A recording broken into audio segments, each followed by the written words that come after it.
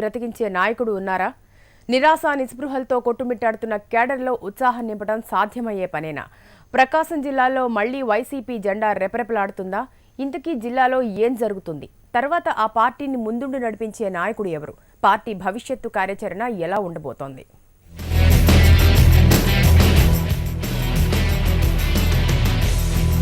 2014 ఎన్నికల్లో బాలినేని శ్రీనివాసరెడ్డి నాయకత్వంలో ప్రకాశం జిల్లాలో వైసీపీ సత్తా చాటింది. 12 నియోజకవర్గాల్లో 6 అసెంబ్లీ స్థానాలను సొంతం చేసుకుని జిల్లాలో తమకు ఎదురులేదని సంకేతాలు పంపింది.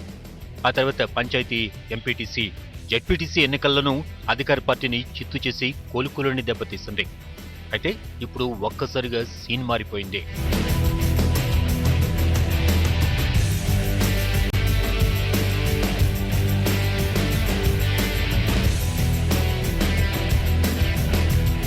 టీడీపీ ఆకర్ష్ పథకంలో భాగంగా జిల్లా అధ్యక్షుడితో సహా 4 ఎమ్మెల్యేలు సైకిల్ ఎక్కారు.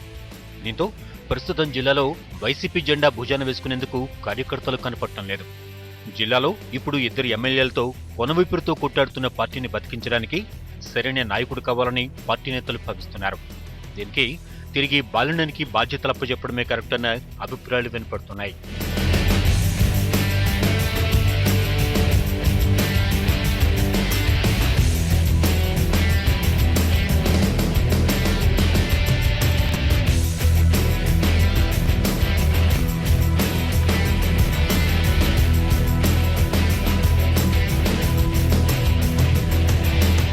ఒంగోలు ఎంపీ వైవి సుబ్బారెడ్డితో ఉన్న విభేదాల కారణంగా ఇన్నాళ్లు బాలినేని జిల్లా రాజకీయాలకు దూరంగా ఉన్నారు. అయితే పార్టీని తిరిగి ట్రాక్లో పెట్టాలన్న, కార్యకర్తల్లో నూతన ఉత్తేజాన్ని నింపాలన్నా బాలినేనే కరెక్ట్ అని పార్టీ భావిస్తోంది. అధినాయకత్వమే దిగివచ్చి పార్టీని బలోపేతం చేయాలని కోరడంతో తిరిగి తన రాజకీయ చిత్రతను చూపించేందుకు బాలినేని సిద్ధమయ్యారన్న గుసగుసలు జిల్లాలో వినపడుతున్నాయి.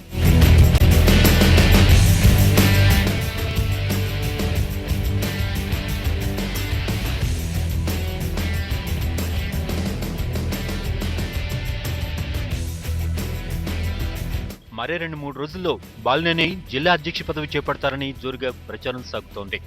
ఆయన మళ్లీ వస్తే పార్టీకి పునర్వైభవం రావడం ఖాయమని అంటున్నారు.